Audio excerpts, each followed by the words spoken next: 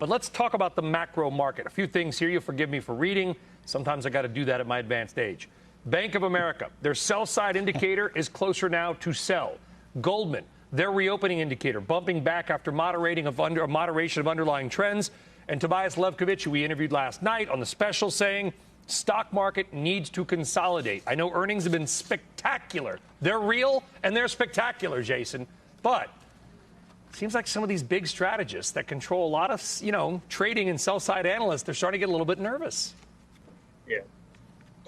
Yeah, so I think it's important to take a contrarian view. Obviously, when we're all on one side of the ship, that could be concerning. One of the things I failed to mention earlier, is small cap growth. I mean, small cap growth was up 5.5% last week. I think that's a good indicator of where market sentiment is.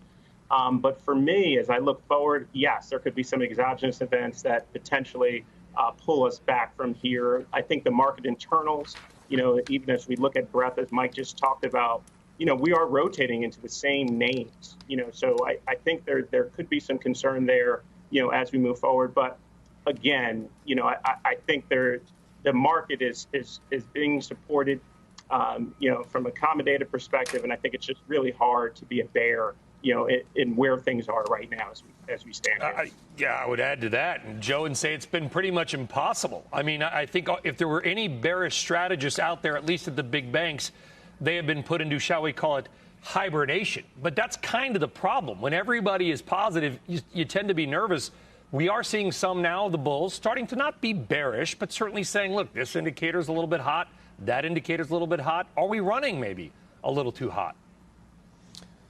Yeah, I mean, I almost wish we'd get this correction over with. I gave you this statistic on Monday. We keep citing, that we haven't had a 5% decline in 10 months. Well, you don't have to go back very far. You go back to 16 and 17. You didn't go down 5% for 20 months. But, let's get the correction over with at some point. The correction would involve a lot of the mega cap technology names kind of relaxing and pulling back here. I do think a critical indicator towards if you get a correction is going to be Treasury yields. Clearly, value, which has underperformed growth quarter to date, growth's up 8% for the S&P. S&P value is only up 1%. You've got a bump here in the U.S. 10-year Treasury yield from 1.12 up to 1.32. Well, I want to see that yield go even higher. That would take a lot of the negative yielding global debt and put it into positive territory. That's a good thing. That means an extension of the equity market appreciation.